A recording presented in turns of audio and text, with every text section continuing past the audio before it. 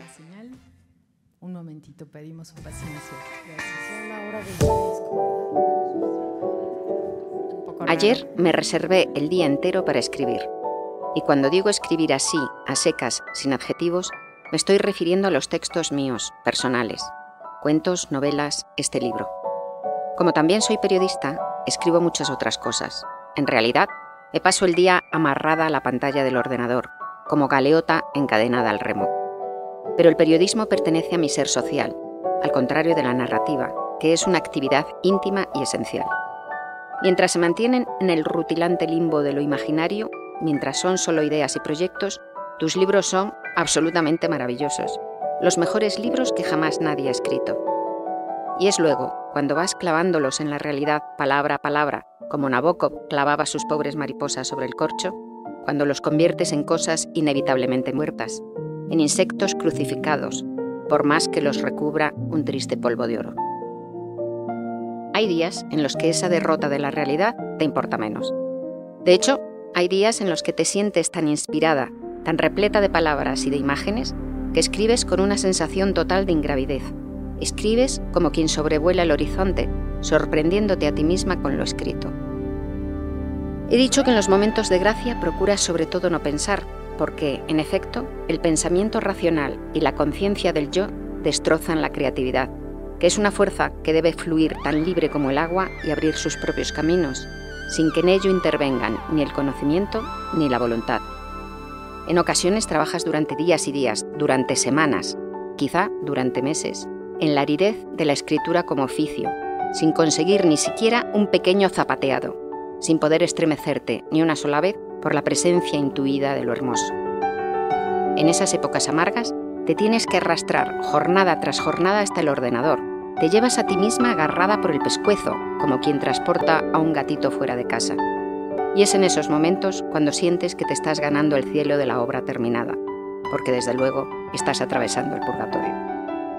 Una idea escrita es una idea herida y esclavizada a una cierta forma material. Por eso da tanto miedo sentarse a trabajar, porque es algo, de alguna manera, irreversible. Leyendo hace poco a Cervantes pasó por mí un soplo que no tuve tiempo de captar. ¿Por qué? Alguien me interrumpió, sonó el teléfono, no sé. Desgraciadamente, pues recuerdo que me sentí impulsado a comenzar algo. Luego todo se disolvió.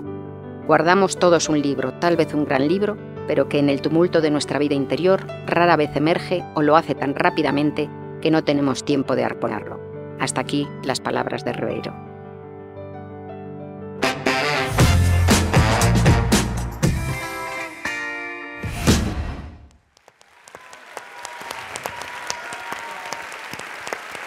A nombre de la Coordinación de Difusión Cultural y de la Dirección General de Publicaciones y Fomento Editorial de la Universidad Nacional Autónoma de México, les damos la más cordial bienvenida a la conversación entre las escritoras Rosa Montero, Rosa Beltrán y Socorro Venegas.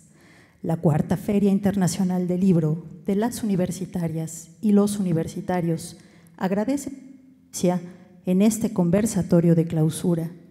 Tiene la palabra Rosa Beltrán. Muchas gracias. Muchas gracias. Qué emoción tan enorme estar con ustedes y con Rosa Montero y con Socorro Venegas, compartiendo este momento para la clausura de Filuni. Rosa despierta pasiones, como un título de un libro que ella escribió, emociones grandes, se oyó la euforia del aplauso allá atrás. Y para no extenderme muchísimo, voy a dar algunos apuntes nada más. Premio Nacional de Periodismo, Premio de la Crítica, Premio Primavera por La hija del caníbal, que además fue llevada al cine, y no me voy a seguir con tus premios porque se nos va toda la hora. Rosa empezó a escribir a finales de los 70 y empezó siendo periodista, como ustedes saben, aún lo es.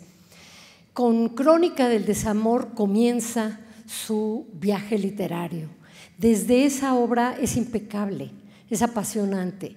Después haber leído Te trataré como una reina, ficción pura, nos lleva a universos estrambóticos que van a continuar hasta llegar a las obras de ciencia ficción, porque también en ese género ha escrito Rosa. y sus obras fundamentales, las más importantes, que ya no tienen que ver exclusivamente con el periodismo, con el ensayo, con la novela pura, sino con todos estos géneros mezclados. Digamos, desde La loca de la casa, un libro que realmente nos trastornó, pasando por la ridícula idea de no volver a verte, del que tengo una anécdota. No le he dicho a Benito Taibo si la puedo contar, pero la voy a contar porque él la platica. Iba leyendo este libro tuyo en un vuelo y de pronto tuvo que cerrar el libro y literalmente se le salieron las lágrimas, se puso a llorar.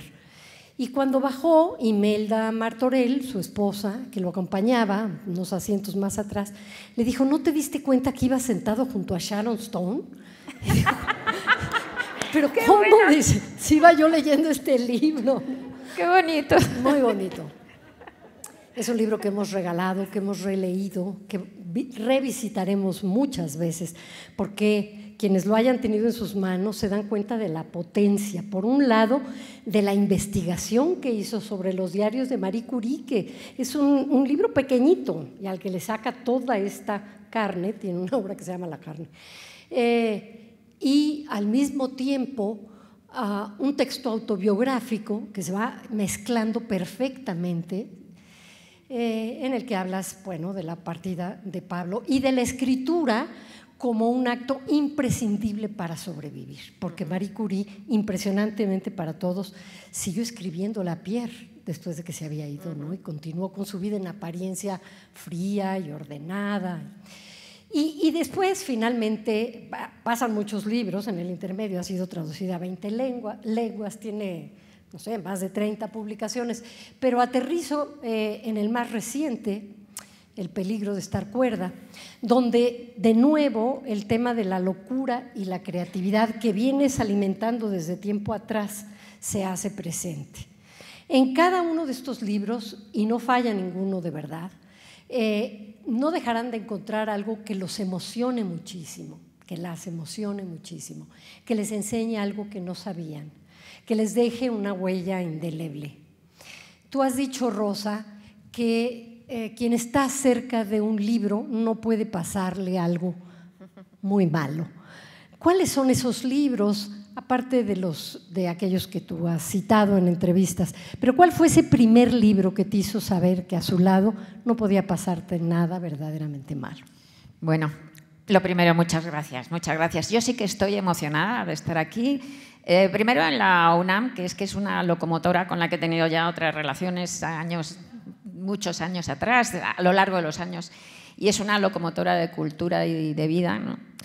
Y con estas dos maravillosas mujeres escritoras a las que leo, quiero, admiro y que son un lujazo. Y luego con todos vosotros que os pasáis de cariñosos, vamos, o sea, que es que me siento ya totalmente en deuda por vuestro afecto, de verdad lo digo.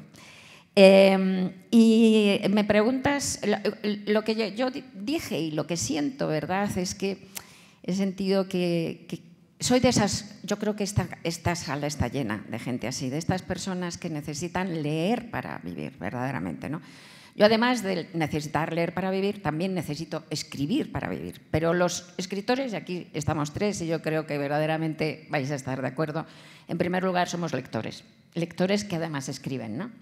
Entonces, pues siempre he sentido, en efecto, esa sensación de que si tienes, es un talismán tan poderoso, ¿no? El libro, si tienes un libro cerca, nada muy malo, en efecto, te puede pasar. Tanto me han acompañado los libros en momentos tremendos, ¿no? En esperas de hospitales, no ya para mí, sino para gente querida, ¿no?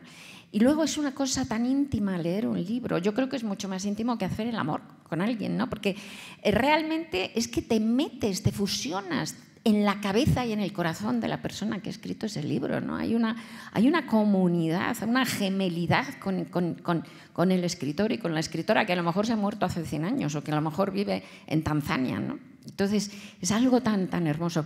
Pero, como todas las cosas así bellas, también pues no es verdad, ¿no? Porque, por ejemplo, en las 2 primeras semanas de la pandemia, del confinamiento, primera vez en mi vida, no pude leer. Directamente, no pude leer. O sea, que solamente estaba pendiente de las noticias, de lo que pasaba y de la angustia, del dolor del mundo. O sea que, pero bueno, Es una hechicería muy poderosa, un libro, maravillosa. No conozco una hechicería mayor, ¿verdad? Y un amuleto mayor. Y yo qué sé, yo es que empecé a leer de muy pequeñita, me enseñó mi madre. Y en casa, antes del colegio, y desde que tenía 3 años y pico leía, ¿no? Y además era un poco como un muñeco de circo, al parecer, porque como era un piojo, ¿no? Muy pequeña. Yo tengo recuerdo de un viaje en tren, que seguro que es uno de esos recuerdos que te han contado, que no es verdadero, ¿no? Que no es directo, pero que de ir en un viaje en tren en un vagón y yo leyendo un cuento. Y entonces los de enfrente decir, pero no puede ser, la niña no lee. Entonces, niña, lee. Entonces yo leía el cuento. Entonces decían, no, es que se lo sabe de memoria. Entonces me daban un periódico, niña, lee. Yo leía como de circo, vamos, ¿no? Como la mula Francis, a ver, que cuente la mula 3 veces. Entonces el primer libro, me dices, ¿qué me hizo unirme con la literatura? Pues es que no recuerdo lo primero que leí, pero el primer libro que recuerdo, sí recuerdo los primeros libros, y además os voy a decir que tiene una importancia, yo creo, muy, muy grande para mí. Recuerdo una cajita, en mi casa no había libros prácticamente, había muy pocos libros, mis padres no habían ido ninguno de los dos más allá de los 10 años a la escuela. Eran, de todas maneras, 2 personas inteligentísimas, amantes del arte, de la cultura y de todo, pero bueno, no había prácticamente libros, pero bueno, querían que leyeran. Y alguien me regaló, muy pequeña, una cajita de cartón que tenía 4 cuentos muy bonitos, infantiles. Y recuerdo solamente 2 de ellos, y uno era de Selma Lagerlöf, maravillosa Selma Lagerlöf, primera mujer, premio Nobel. Y era un cuento de esos, pues como lo de Nils Holgersson, ¿no? Un cuento mágico de estos fantásticos. Y el otro era El gigante egoísta de Oscar Wilde, el cuento de los cuentos infantiles que escribió Oscar Wilde.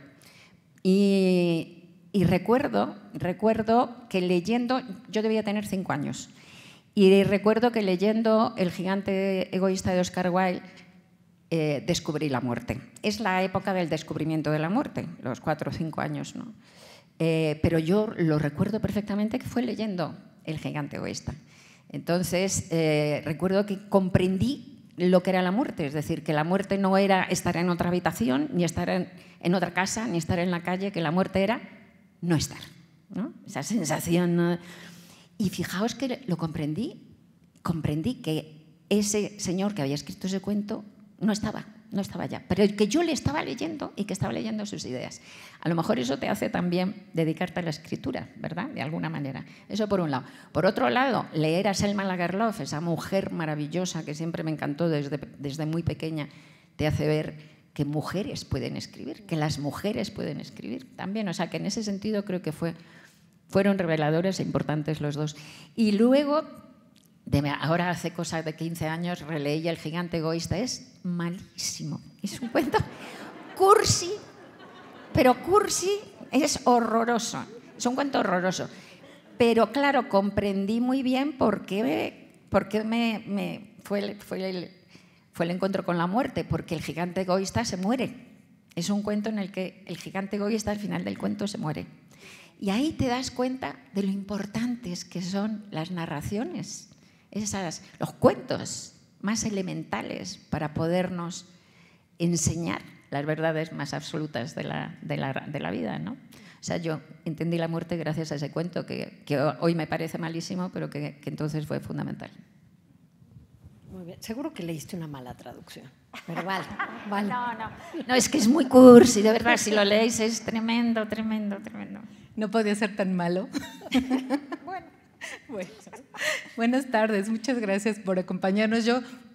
Imagínense cómo me siento entre 2 rosas, estoy en un verdadero jardín, en un rosal. Rosa Montero, yo no sé si he devorado tus libros o ellos me han devorado a mí, porque de veras que haya algún afán, uno empieza a leerte y no puede detenerse. Qué bonito. Las ganas de seguir y de integrar en uno todas esas páginas. Yo siento que cuando te leo salgo de allí como después de una de las mejores experiencias de lectura, pestañeando para saber qué es exactamente lo que me ha pasado, ¿no? Qué bonito. La pluma de Rosa Montero es como si trabajara con lava, la vida como lava, algo que no se va a petrificar nunca. Y quiero pasar a una entrevista que te hicieron donde te consideraron optimista. porque encontraron estos lectores que en tus obras siempre hay esperanza. Y a mí me encantó la respuesta que diste. Tú dijiste que tú no eres optimista, que lo que a ti te pasa ocurre más como a un nivel bioquímico, porque tus células, dijiste, tienen alegría. Y por eso quizás es que esas células te permiten encontrar, como dices en La ridícula idea de no volver a verte, este libro que Rosa Beltrán ha reseñado estupendamente. Allí encuentras la belleza incluso en la muerte. Es una idea difícil, es una idea difícil, pero que a mí me tocó con muchísima certeza.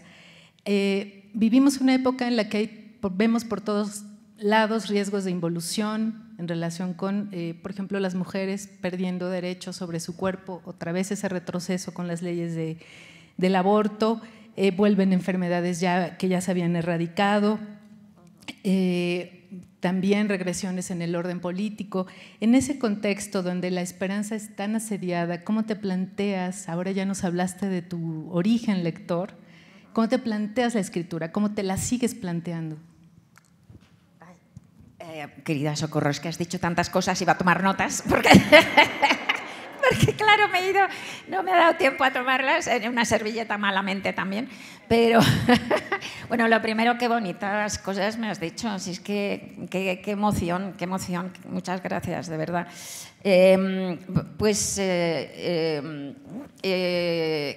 Es que quería haber dicho cosas de lo primero que ya se me ha olvidado, ¿ves? Pero empezando por lo segundo. Mira, yo creo que la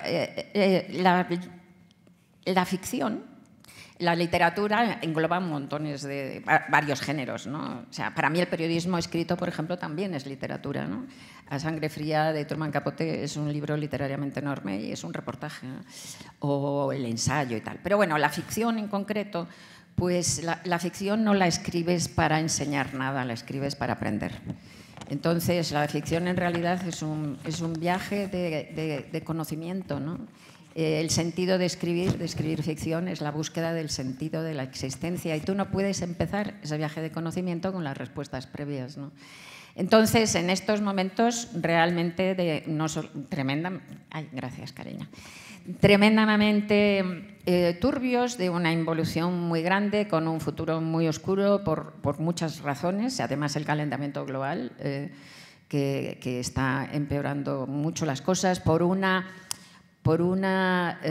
estamos en un momento además de crisis de credibilidad democrática, en donde el sistema democrático está teniendo pues una falta de justificación, ¿no?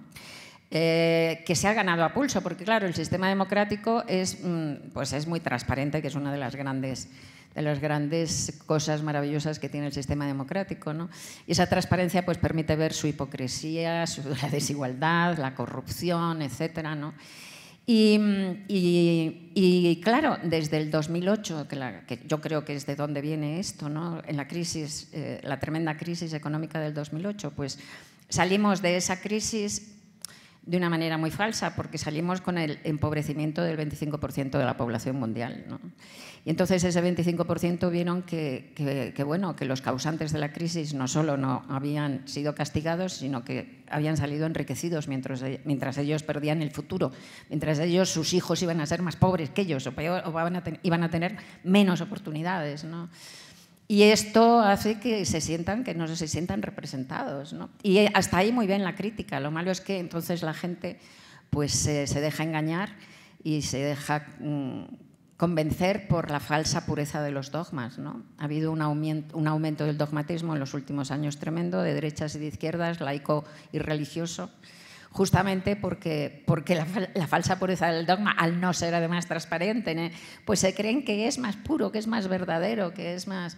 Y así estamos como estamos, ¿no? Entonces es tremendo, porque no sé por qué estamos derivando esto, pero es que pasó, estamos en la República de Weimar, es que pasó cuando surgió el nazismo, pasó lo mismo. Cuando se presentó el movimiento de Hitler, el movimiento nacional socialista a las votaciones por primera vez, creo recordar, tengo un poco memoria de pez, pero sacaron como un punto y medio de votos. Cuando se presentaron en las segundas elecciones, como 2 años después, sacaron medio punto. O sea que eran un partido residual y bajando. Y al año y medio hubo unas terceras elecciones y sacaron el 18% de los votos. Fueron el segundo partido y empezó el infierno. ¿Qué había pasado en ese año y medio? El crack del 29. Pasó exactamente lo mismo, como el 2008, que pasó lo mismo, que se empobreció la gente y los que habían causado el crack se enriquecieron más y entonces la gente dejó de creer en el sistema y llegaron los cantamañanas dogmáticos con una falsa pureza y la gente se entregó. Así que, y a esto estamos añadiendo la presión, ahora estamos añadiendo la presión del calentamiento global. Y luego me dicen optimista. No, esto es realista. Esto es realista. Dicen, del optimista, dicen que el pesimista es aquel que cree que no podemos estar peor y que el optimista es el que cree que todavía podemos empeorar mucho, ¿no? Y lo de la alegría que decías es que es verdad. Hay una cosa que es la alegría que no tiene que ver con la felicidad y que es esa virtud animal, ¿no? que está en la sopa química y que hace que todas tus células bailen un zapateado de dicha, ¿no? Y de regocijo por el mero hecho de estar vivos, ¿no? Es que si pensamos un momento, si somos capaces de pensar un momento ahora mismo todos nosotros, que hoy todos nosotros previsiblemente no nos vamos a morir, ya es para celebrarlo. Y eso es la alegría, ¿no? El poder sentir eso, ¿no? Y esa plenitud, digamos. Por lo menos sentir que estamos aquí y ahora vivos. Exacto. Y que ese es el milagro. Ese es el milagro. No sé qué pasó antes ni qué va a pasar después. No solo es el milagro, Rosa, es lo único que existe. Sí. O sea, el pasado se fue, el futuro no sabemos, no lo controlamos y a lo mejor no existe porque a lo mejor salimos de aquí y nos cae una maceta. Solo existe esto. Hagamos con esto algo glorioso, porque solo existe esto. Sí. Hagamos con esto, con cada esto, lo máximo que podamos. De entrada, ser conscientes de que estamos vivos. Como la frase esa que se le atribuye siempre a John Lennon, pero parece ser que no la dijo John Lennon, o la dijo John Lennon, pero que es de alguien más.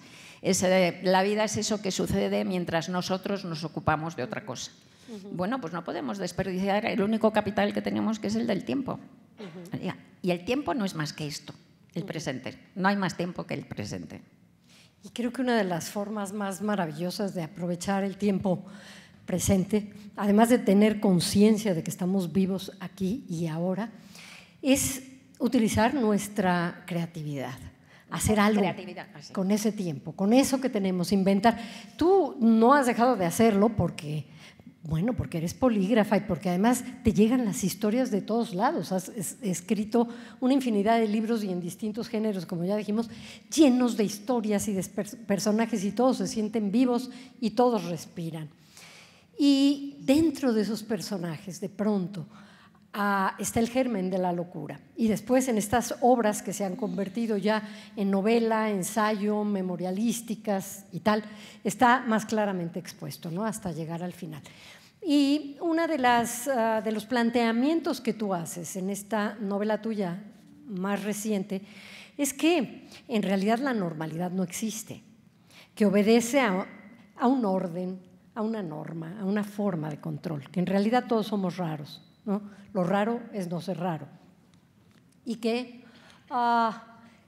lo que podemos hacer es buscar a los otros grupos de raros de nuestra grey.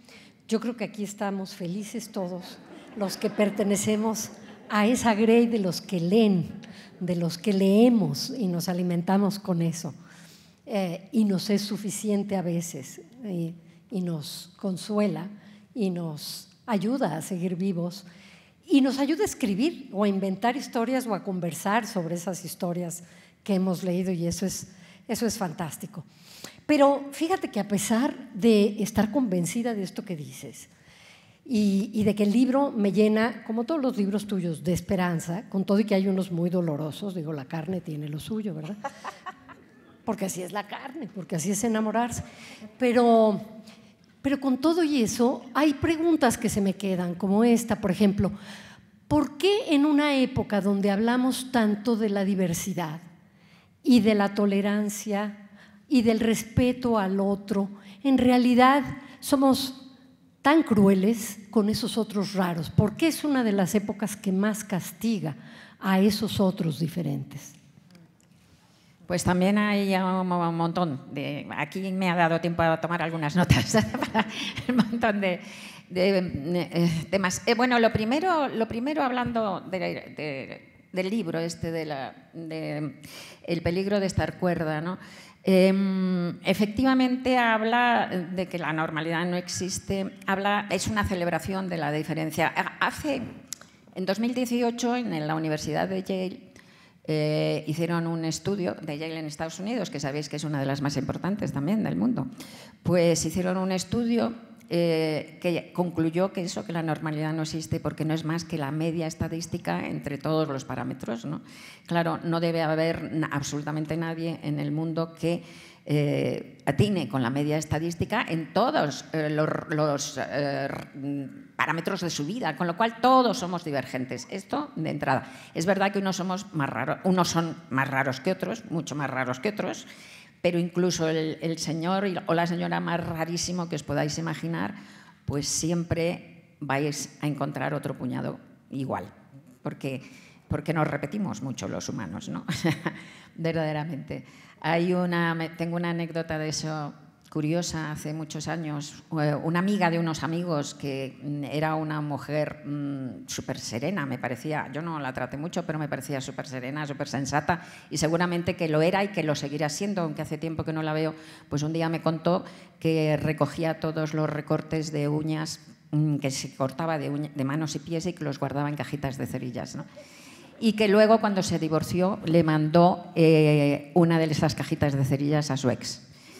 Entonces, a mí me pareció muy peculiar, ¿no? Y lo puse en un artículo, como peculiaridades del ser humano y tal, lo puse en un artículo del País, y lo maravilloso es que me escribieron como 5 o 6 personas diciendo que ellos también recogían, hombre, lo de mandar la caja al ex, creo que no, pero que recogían los recortes y que los guardaban, ¿no? Entonces, es que es... ¿Y por qué? ¿Qué pasa? Pues que efectivamente, como tú bien has dicho, lo normal es ser raro. La normalidad no existe, lo normal es ser raro. Todo un abanico de rarezas.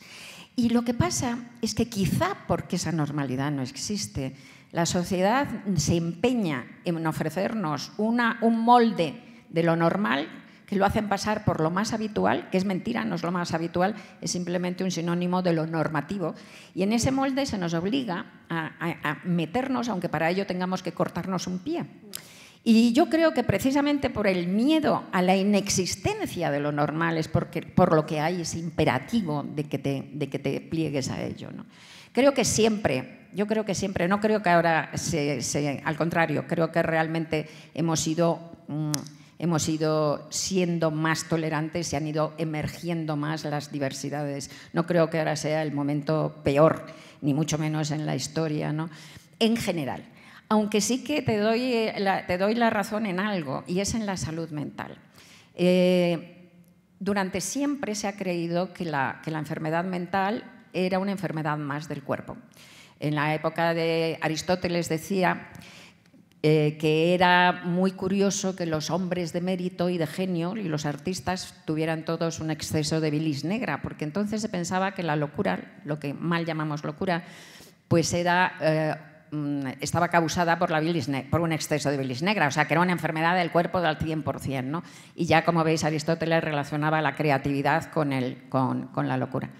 Y así ha sido toda la vida, se ha creído que era una enfermedad del cuerpo, que lo es una enfermedad más del cuerpo. Hasta que hace 2 siglos, no se sabe bien por qué, de repente eso cambió y se empezó a pensar que no tenía nada que ver, que estaban las enfermedades del cuerpo y luego las enfermedades mentales, que eran esotéricas, espirituales, raras, y por lo tanto culpabilizaban al enfermo. Y desde ese punto de vista es verdad que el tema de la salud mental se ha convertido en un tabú mucho peor en los 2 últimos siglos. Y ahora, afortunadamente, con un coste muy alto, la pandemia está abriendo la puerta. El coste muy alto es que ha empeorado tanto la salud mental mundial por la pandemia que de repente ha saltado la tapa del tabú por ese hervor, ¿no? Y entonces yo escribí en un artículo al finales del año pasado que el 2021 había sido el año de la salida del armario de los trastornos mentales, ¿no? Y efectivamente la gente empezaba a hablar de ello. Esto no se ha abierto más que un poquitito la puerta, pero la tenemos que derribar a patadas, porque es que los trastornos mentales forman parte de lo que los seres humanos somos. Esto en primer lugar. Dice la OMS, la Organización Mundial de la Salud, que el 25% de la población mundial, yo creo que se queda cortísimo, creo que hay muchísima más gente, pero que el 25% de los humanos vamos a experimentar un trastorno mental en algún momento de nuestras vidas. Ya, como dicen los puertorriqueños, porque yo he tenido crisis de pánico desde los 16 años hasta los 30, ¿no? ¿Pero qué quiere decir eso? Quiere decir que si el 25% lo va a experimentar, todo el mundo o bien va a tener un trastorno mental personalmente o bien lo va a vivir alguien muy cercano, sus padres, sus hijos, sus hermanos, sus amantes, sus amigos más íntimos, porque es cuando menos, y yo creo que es mucho más, 1 de cada 4. Es una realidad absolutamente del territorio de lo humano y sin embargo la ocultamos, la negamos, ocultamos todos los pequeños detalles resbaladizos, ¿no? Que puedan señalar que tenemos algún tipo de problema psíquico. Intentamos adaptarnos a ese maldito molde de lo normal que no existe. Es tremendo, ¿no? Y además desarrollamos, porque eso es en el trastorno mental, pero luego queda la otra parte, digamos 75%, está la diversidad, las rarezas diversas, las peculiaridades de cada cual, que no tienen por qué ser una enfermedad, una patología, pero que no se adaptan a ese molde general. Y sin embargo, como la presión, como tú bien dices, es tan grande, desde tan pequeños desarrollamos unas estrategias de ocultación de todo aquello que nos parece divergente, que por supuesto que además bienvenidas sean, porque los niños llegan a la escuela y se muestran que son distintos, los otros llegan unos niños feroces que los maltratan, ¿no? Entonces, desarrollamos unas estrategias de ocultación de tal calibre que llegamos a reprimir tan profundamente lo que somos, que llegamos a la represión real, a la represión técnica, que es que ni sabemos que lo hemos reprimido. Entonces, este libro, El peligro de estar cuerda, me están pasando unas cosas increíbles. Me está pasando una relación con los lectores como con ninguno de mis libros, ni siquiera con el de la ridícula idea de no volver a verte, que me pasó algo que tú has mencionado, que lo había olvidado, que a lo mejor luego si tenemos tiempo lo hablamos, porque además tú sabes bien del tema, tú tienes un libro, ¿no? Ceniza Roja, justamente hablando de eso. Pero me está pasando que la gente de repente llega y me dice, estás hablando de mí. Es como si yo no lo he escrito para eso, porque no escribes para enseñar nada, escribes para aprender. Yo he escrito para intentar entender lo que me pasaba en mi cabeza, lo que nos pasaba a una serie de gente. La primera línea del libro dice, siempre he sabido que algo no funcionaba bien dentro de mi cabeza.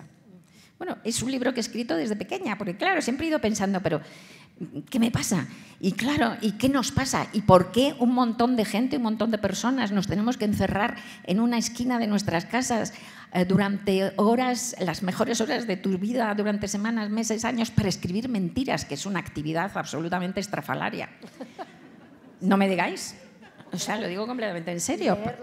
No, pero dices, ¿y qué me lleva a hacerlo? ¿Por qué necesito hacerlo de una manera que es como de vida o muerte, ¿no? ¿Por qué hacemos esto?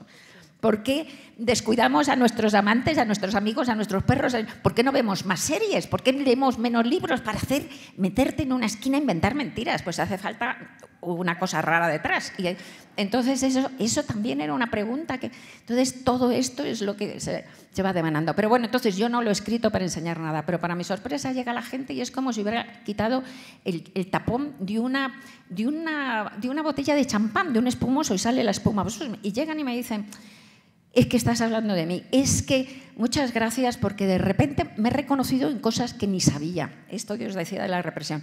Fijaos una palabra que han repetido que me parece alucinante, porque la han repetido muchas personas. No sé qué me han dicho, este libro me abraza, abrazar.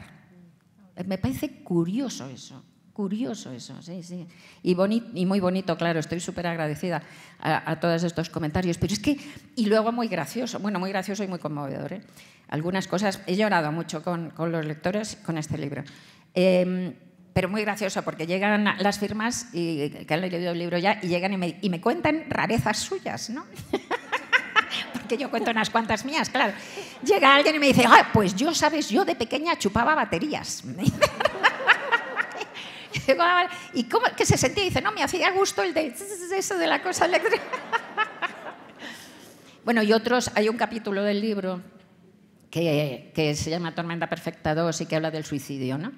Y también he aprendido, creo que he descubierto cosas también sobre el suicidio. He llegado a respuestas en un montón de preguntas que daban vueltas en mi cabeza desde la niñez, ¿no? Que son eso, ¿qué es la locura? ¿Qué es la cordura? ¿Qué relación tiene el arte y la locura? ¿Cuáles son los límites de la realidad?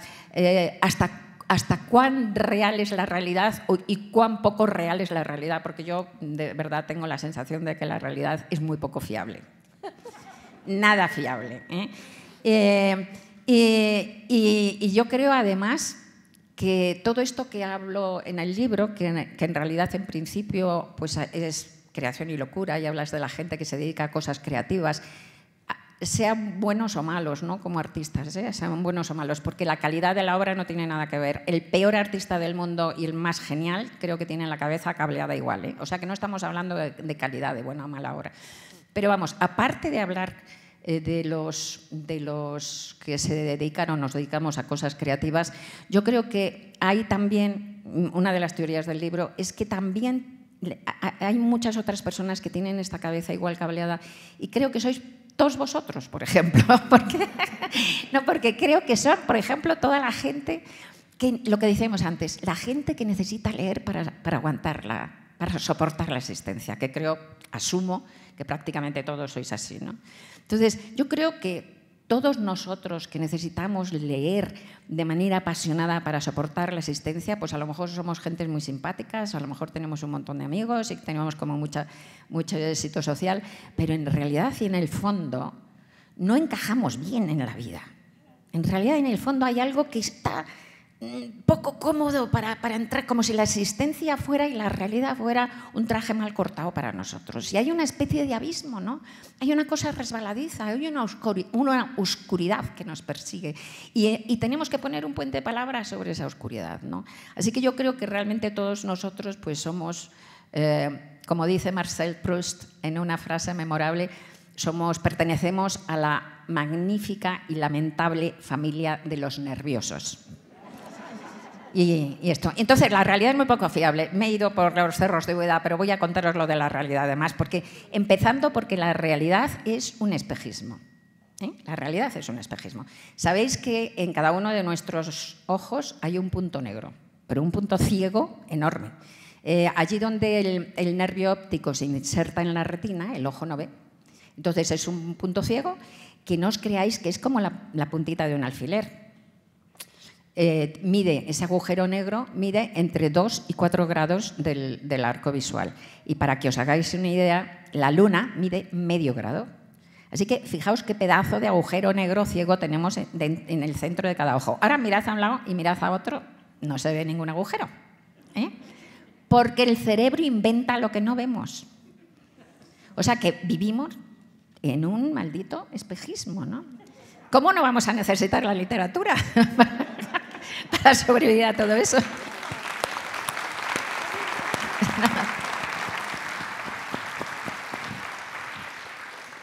Qué importante tema, qué bueno que Rosa Beltrán lo trajo, porque hemos visto cómo justamente una de las principales consecuencias del COVID tiene que ver con trastornos mentales, con enfermedades de largo aliento.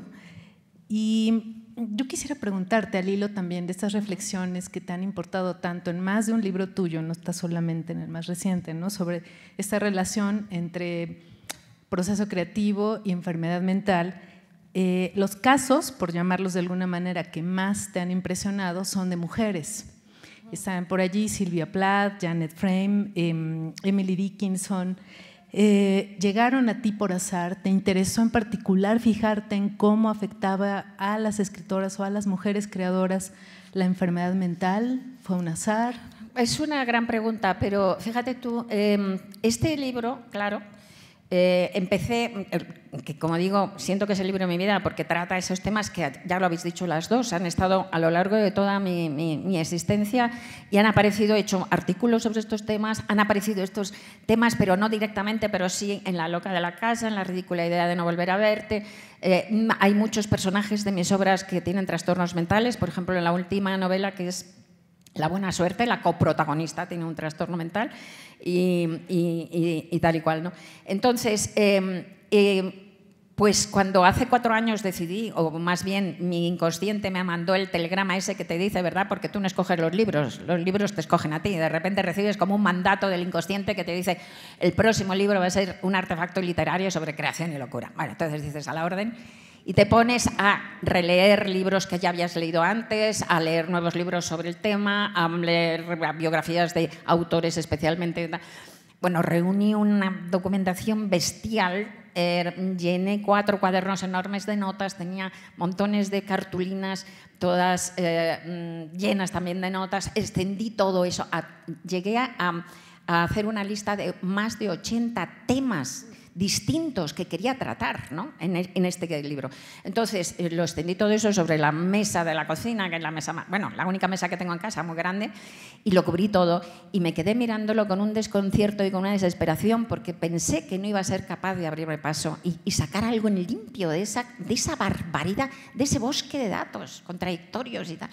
Y estuve 2 días muy tocada y muy preocupada porque pensé que iba a tirar el trabajo, que iba a tener que tirarlo todo. El trabajo de 2 años bestial no sería el primer libro que he tirado, o sea que ya son cosas que pasan, no sé si os ha pasado a vosotras.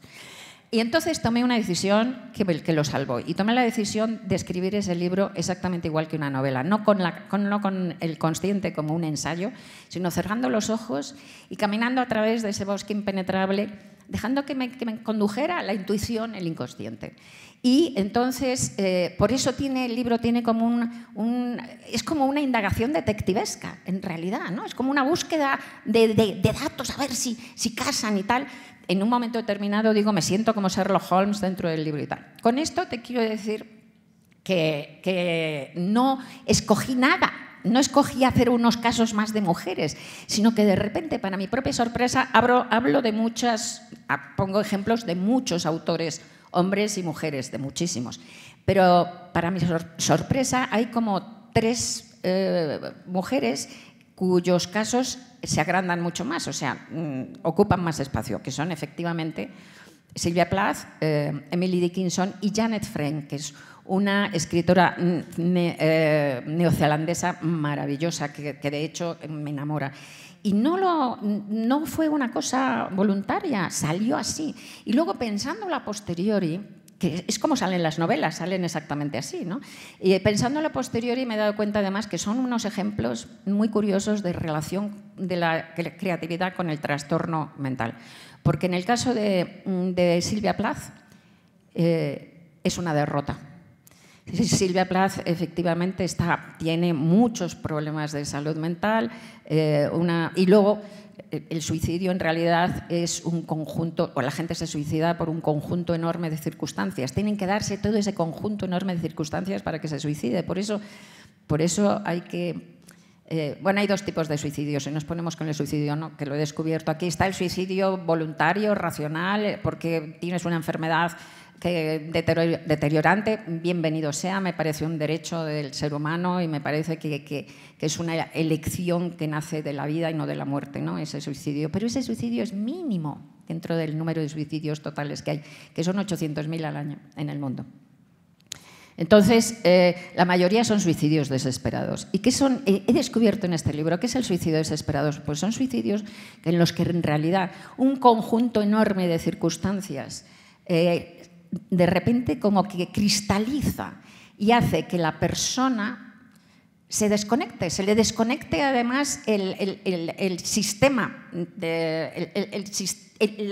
el cableado eléctrico del cerebro y deje de poder gestionar su vida. Lo que he descubierto es que el suicida ese desesperado no se quiere suicidar. Lo que le sucede es que en ese momento no puede seguir gestionando su vida. Entonces esa es la pena, porque como esos suicidios son apagones momentáneos que se deben a una conjunción tremenda de circunstancias, bastaría con que esperaran un poco, con que tuvieran el apoyo para esperar un poco, para que alguna de esas circunstancias desapareciera, cambiara y ya no se suicidaran, ¿no? Entonces, por eso en el libro digo, siempre digo, cuando llegue el amok, ¿no? Cuando llegue esto, espera un día, ¿no? Espera un poco, espera un día, ¿no? Pero entonces Silvia Plath, pues tiene una salud mental muy frágil, sufre varias barbaries porque a los 20 años pues, la someten a unos electroshocks bestiales que entonces se hacían sin anestesia y sin relajantes musculares y con una tensión altísima. En aquella época era una tortura de tal calibre que había gente que de los espasmos se rompían las vértebras. Le hicieron 5 electroshocks. Fijaos para lo que serviría esa tortura, que nada más salir del hospital después de los 5 electroshocks se intentó suicidar. O sea que no le sirvió de nada, al contrario, esto a los 20 años. Y sin duda uno de los ingredientes que la condujo a querer suicidarse es que temía, a los 30 años, es que temía que le volvieran a aplicar el electroshock, ¿no? Entonces ella perdió. En esa mano contra la locura, por así llamarlo, pues Silvia Plath perdió y, como sabéis, metió la cabeza en un horno de gas y se suicidó a los 30 años. Esa sería una. Luego, Emily Dickinson. Emily Dickinson, como sabéis, fue esta poeta norteamericana que de repente era una mujer que tenía también muchos problemas mentales, que terminó encerrándose en su casa, en la casa familiar, en su cuarto, sin salir durante 20 años, que solo publicó en vida 7 poemas y que cuando murió se descubrieron 1400 y pico poemas más maravillosos que la han convertido en uno de los grandes poetas norteamericanos, ¿no? Bueno, pues esta vivió como 60 años, pues esta son tablas, ¿no? Estas son tablas con la salud mental. Hoy se sabe que seguramente fue abusada por su padre y posiblemente también por el hermano mayor. Y bueno, pero resistió con una vida, se apoyó en su escritura, murió de enfermedad de muerte natural, escribió, no se suicidó, tuvo esa vida ahí. Y luego está Janet Frame. Entonces es como si, no lo escogí, pero es como un recorrido de las... Y luego está Janet Frame, con la que termino el libro, y que fue diagnosticada erróneamente a los 22 años de esquizofrenia. La mantuvieron durante 8 años forzosamente en un psiquiátrico.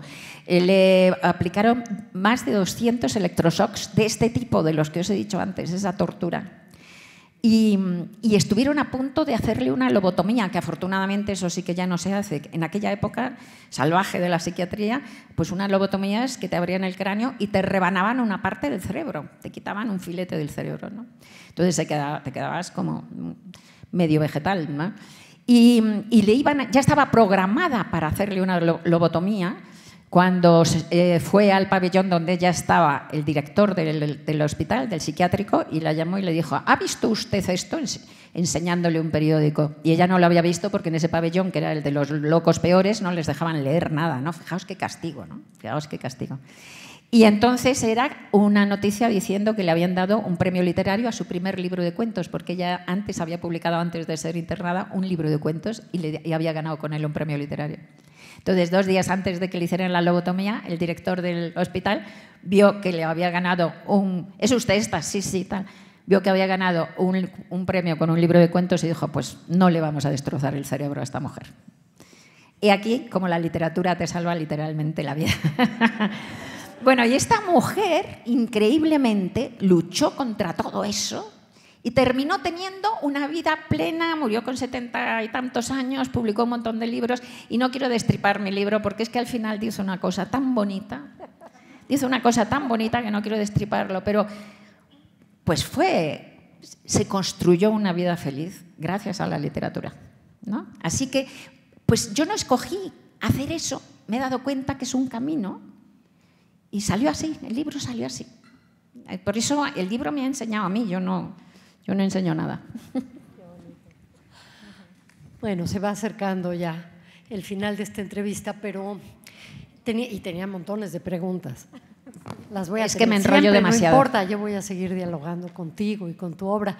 Quería decirte que has citado tantas veces a Nabokov y tantas a Ursula Le Guin, y has hablado de la maravillosa manera de construir estructuras, y cada libro tuyo es una apuesta por la estructura, es impresionante esta parte. Y te has ido acercando cada vez más a una forma de escritura donde tiendes al gran relato, al relato todo abarcador, a cubrir memoria, crónica, periodística, investigación, científica, autobiografía, qué sé yo, ¿no? Seguramente me vas a decir que no es algo que tú escogiste, que el estilo es algo que te escoge, pero hay algo, no me voy a quedar sin preguntarte, porque me imagino que esto sí lo escoges y lo escoges todo el tiempo. Siendo la autora, la tremenda autora que eres, pero además la autora enormemente popular desde que empezaste a escribirlo primero, que no tenía que ver expresamente con el franquismo, pero sí con la liberación de todo aquello, con empezar a imaginar el mundo como se te diera la gana. Siendo mujer en un mundo, estoy hablando de los inicios de los 80, finales de los 70, los 70. Absolutamente machista. No digo que se haya superado, pero era mucho peor. Recuerdo las críticas del viejo topo, recuerdo todo eso. Haber persistido y haber escrito de lo que tú quisiste y tener a todos estos lectores más los que tienes en todos lados. ¿Cómo haces para no perder el piso? ¿Cómo has hecho para que la loca de la casa no te haya jugado una mala pasada y siempre sepas que lo que tienes que hacer es escribir? La verdad, bueno, te agradezco muchísimo todo eso, pero uno lo vive de otra manera, ¿no? O sea, lo vives con una inseguridad tremenda. Tú todo el rato estás… que yo cuando doy clases de escritura creativa es lo que digo, lo primero que uno tiene que aprender es a matar al enemigo interior, ¿no? Ese enemigo que te susurra todo el rato a la oreja, tú no puedes, tú no vales, ¿para qué vas a escribir? Esto no sabes hacerlo. Luego es un enemigo muy inteligente, porque claro, tú vas escribiendo y te dicen, no, pero sí, yo digo esto y te dice la gente, sí, pero tú tienes ya no sé qué novelas y te han dado premios, y dices, sí, pero… El enemigo interior entonces dice, bueno, a lo mejor antes sabías escribir, pero ya no sabes escribir, ya no vas a poder, ya te has acabado, ya no tienes… Entonces, ahí siempre uno escribe en la oscuridad. ¿Pero qué os voy a contar? Estoy segura de que lo sentís así, siempre escribes en la oscuridad, siempre escribes en el miedo de no saber escribir, siempre escribes en esa inquietud de… Yo he estado… me bloqueé una vez después de tratar mi tercera novela, estuve 3 años sin poder escribir y fueron años muy oscuros, y cuando he escrito este libro me he dado cuenta de por qué, porque necesitamos la escritura para poder relacionarnos con la vida, con nuestras propias emociones. Es lo que decían… lo desarrollo más en el libro, pero como no tenemos tiempo no me voy a meter, pero sí que os voy a citar los maravillosos versos de Fernando Pessoa que explican esto, que dice: el poeta es un fingidor, finge tan completamente que finge sentir dolor del dolor que en verdad siente. Y es que nosotros, por una serie de circunstancias que explico en el libro, no podemos relacionarnos con nuestras emociones de manera directa. Necesitamos para sentir el dolor que en verdad sentimos, necesitamos fingirlo, o sea, ponerlo a través de un poema, a través de un personaje, y entonces, si te desconectas de eso, te desconectas de la vida, ¿no? Entonces estás siempre en el miedo de perder ese pie, en el miedo de no saber hacerlo, en el miedo de no poder hacerlo. Y eso por un lado. Y luego, por otro lado, lo que sí que es verdad es que hay que aprender a hacer como una gimnasia. Porque el mundo tiene un ruido atronador todo el rato, ¿no? Hoy he estado esta mañana en una mesa redonda con Clio Mendoza, que es una escritora mexicana de 28 años que tiene una sola novela que se llama Furia, que os digo que os la leáis ya. Es extraordinaria. y su primera novela. Y he estado diciendo esto, que es extraordinaria, y luego he dicho, y la estoy matando, porque naturalmente ahora va a que esta presión pues te enmudece. Yo digo, no te preocupes, escribe una mierda de segunda novela y ya está. O sea, porque que es lo normal, que es lo normal. La obra es muy larga, es una vida entera, ¿no? Es verdad, es cierto. Entonces, el ruido exterior es que es brutal. La exigencia de la editorial, la exigencia que tú sientes hasta en los lectores, te da miedo defraudarlos. Mi madre maravillosa, que se murió hace 2 años con 99 años. Bueno, mi madre me decía, hija, has bajado del 3º al 7º puesto en la lista de superventas. Dice, pero mamá, tú también, joder, o sea, por favor. No me achuches, no me abrumes, ¿no? Entonces hay que hacer todo el rato una gimnasia. Yo llevo publicando 43 años, y hay que saber hacer una gimnasia contra eso, contra todo eso, el ruido del mundo, ¿no? Entonces, por ejemplo, es como una vida saludable, ¿no? Como cuando yo hago gimnasia física de verdad, ¿no? Entonces, para evitar que se te caigan los glúteos, pues para evitar que se te caiga la vida, hay que hacer esa otra gimnasia. Por ejemplo, no te googlees jamás tu nombre, jamás. No entres jamás en una librería a ver si están tus libros. Cosas así, esenciales, ¿no? Y tener, esenciales, y tener una relatividad, pues eso, he hecho la vida es así, no solo en las novelas, la vida es así. Nos venden la mentira de que la vida es o triunfas o fracasas, es una mentira enorme. Todos triunfamos en algo, todos fracasamos en algo. Hoy triunfas en algo, mañana te das un porrazo inmenso y la vida es así. Subes, bajas, subes, bajas. En una carrera literaria es así y es lo normal. Entonces tienes que repetírtelo eso todo el rato. No tengo que llegar a ningún lugar. Otra cosa muy buena, por lo menos para mí, no hagas ningún contrato. Yo no hago ningún contrato con la editorial hasta que no termino la novela, porque a lo mejor se muere. Yo no quiero que ninguna editorial me exija nada si no la tengo y me gusta. Entonces, te vas haciendo como una red, una gimnasia higiénica, ¿no? Y luego pensar un poquito con la cabeza. A mí te baja mucho la cresta de gallo. Algo que me ha pasado varias veces y ya voy a terminar porque creo que nos van a echar a gorrazos.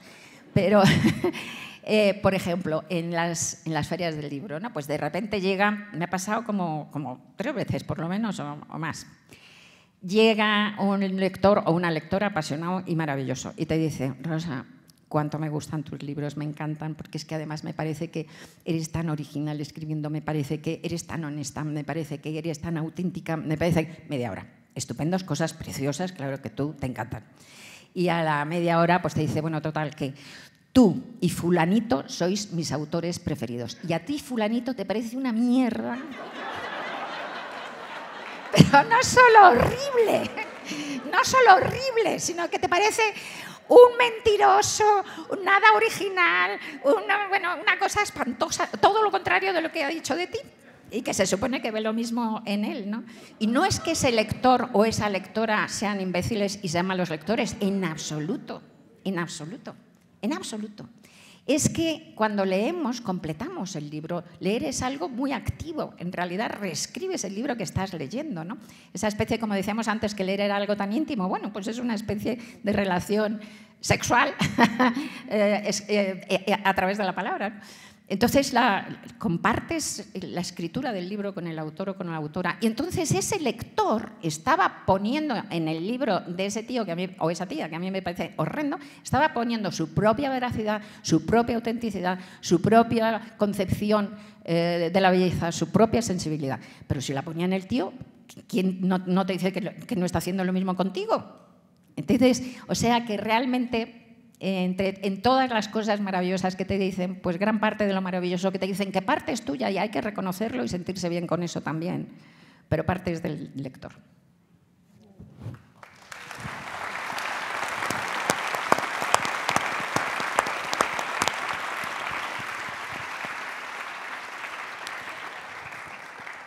Muchas gracias por esa última frase, porque es justamente a los lectores y a sus células de alegría a las que ahora quiero yo dirigirme. Estamos ahora en esta conversación cerrando 6 días de feria, nuestra Feria Internacional del Libro de las Universitarias y los Universitarios. Y decíamos hace un momento, tras bambalinas con Rosa Montero, que no hay nada mejor que dar las gracias. Y yo quiero agradecer muchísimo al equipo de Libros UNAM por todo el esfuerzo, por todo el trabajo que han realizado y que obviamente no es solo de estos últimos días. No puedo mencionar a todos, quisiera solo dar los nombres de las cabezas de los distintos equipos: Paula Velasco, Alejandro Villaseñor, David Gómez, Guillermo Chávez, Maricel Buiza. Quiero agradecer a las delegaciones de las universidades invitadas, algunos de ellos están ahora aquí acompañándonos en esta tarde, de las universidades Complutense y de la Universidad de Costa Rica. Agradecer a las dependencias universitarias, a todos los editores de la UNAM que se sumaron a la feria, a las editoriales mexicanas y extranjeras. Más de 17 países estuvieron representados con sus fondos editoriales universitarios. Esta feria es única porque celebramos la importancia, lo necesario de que las universidades editen los libros que nos hablan hoy, que nos convocan hoy, a todas y a todos. Y un agradecimiento muy especialmente a la doctora Rosa Beltrán, que ha creído y que ha apoyado a este equipo absolutamente, así que un aplauso, querida Rosa, gracias por todo.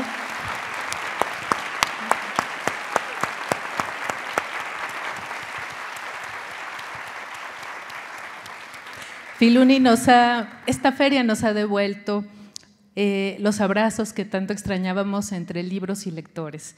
Paso ahora la voz precisamente a Rosa. Bueno, para que no se convierta nada más en un club de elogios mutuos, porque desde luego que tendría que agradecerle a Socorro Venegas, a Rosa Montero, que esté aquí, a ustedes. Cierro esta charla con una frase de Rosa que dice que el tamaño de tu realidad es siempre más pequeño que el tamaño de tus sueños. Pero Rosa, yo te quiero decir que hay momentos en los que los sueños se convierten en realidad, como este. Y entonces nuestra realidad es del tamaño de nuestros sueños. Tenerte aquí en la Sala Covarrubias, cerrando Filuni, acompañada de tus lectoras y lectores, y tenerte conversando con nosotros es un sueño extraordinario. Sí. Muchas gracias. Sois un regalo, de verdad. Gracias.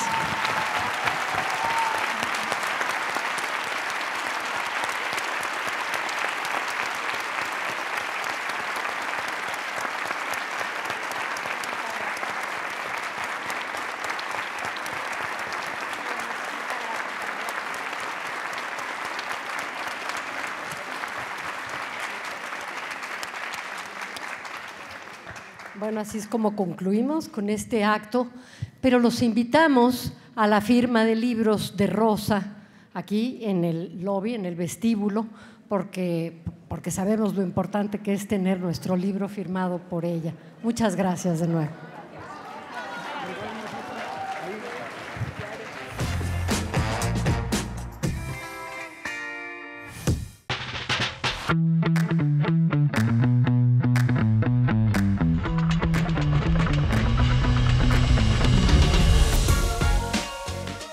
Desde luego, volver a lo presencial después de los años de pandemia convierte esta feria en una fiesta. Eso es también una feria, la oportunidad de sembrar curiosidades, de dejar allí inquietudes y de abrirnos a otras experiencias. Saying to the world, we are not as you have described us. We are now going to tell you how it feels to be us. Ayudando a construir lectores, en este caso de obras de mujeres extraordinarias, ¿no? De escrituras extraordinarias.